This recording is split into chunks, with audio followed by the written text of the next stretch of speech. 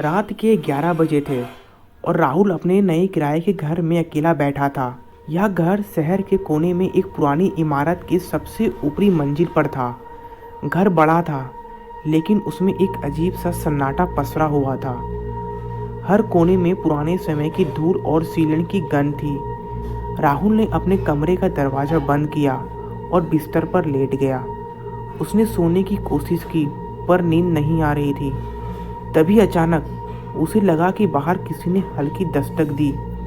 उसने सोचा शायद वह भ्रम में है, लेकिन कुछ ही क्षणों के बाद फिर से दस्तक की आवाज़ आई। राहुल उठकर दरवाजे के पास गया, लेकिन जब उसने झांक कर देखा तो बाहर कोई नहीं था। उसने फिर दरवाज़ा बंद किया और बिस्तर पर लेट गया, पर अब उसके मन में एक अजीब सा डर समा गया था।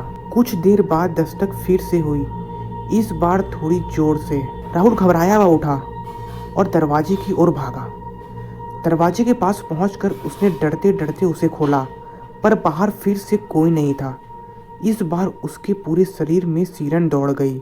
राहुल वापस कमरे में लौटा और दरवाज़ा फिर से बंद कर लिया। जैसे ही वह बिस्तर पर बैठा, उसे कमरे के कोने से कुछ हलचल की आवाज़ आई। उसने देखा कि कमरे के कोने में रखी पुरानी अलमारी का दरवाज़ा धीरे धीरे खोल रहा था। उसके दिल की धड़कन तेज हो गई।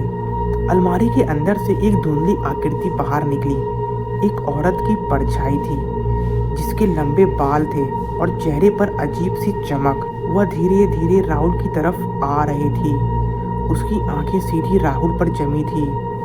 राहुल की आवाज़ कांप रही थी। कौन हो तुम?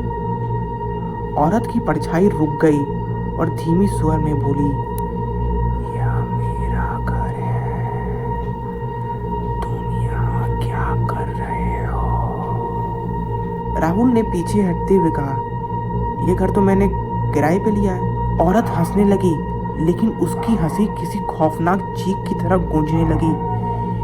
यह घर मेरा है और हमेशा रहेगा। राहुल अब पूरी तरह डर चुका था।